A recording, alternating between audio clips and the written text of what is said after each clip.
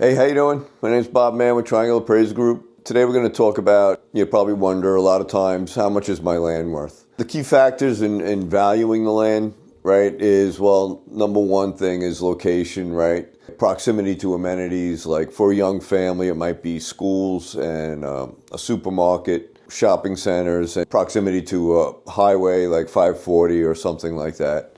And then the other thing is, physical characteristics, right? Size and usability of the land. It could be a vacant lot ready to build, or maybe you live on a large piece of property and you want to subdivide it. You have to go through the proper channels to do that. Sometimes, like when you go to sell it, right? Say you might want to market that feature if, say, you could subdivide it into two lots. So maybe you already did that work. A lot of times they're buying it with the intent of doing that, and then they run into obstacles, and that happens in the different cities and towns.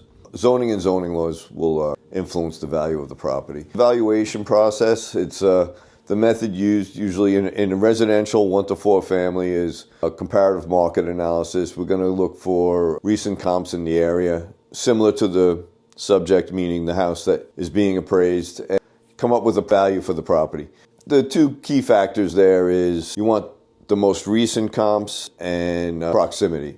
Like say your house is located next to a school on a busy road, you're going to want to have 1 or 2 comps that have a similar location, something like that. I will say this, like if you're going to sell the house, a lot of times brokers, they do a great job with, I think, in pricing the homes. If you're going to go list it on your own, you might want to get a feel from a broker or order an appraisal. We do pre-listing appraisals all the time. Sometimes we even do them for realtors. They get stuck on a property and they need like a third opinion.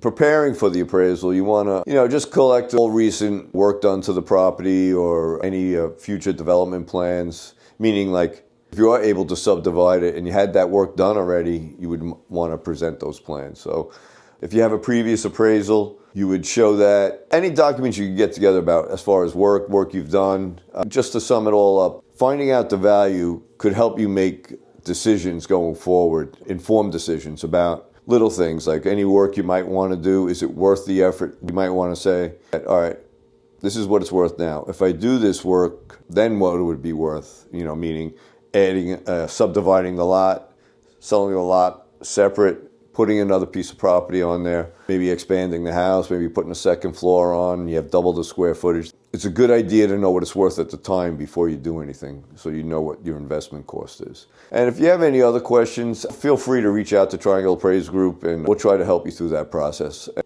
don't forget to subscribe for more real estate insights.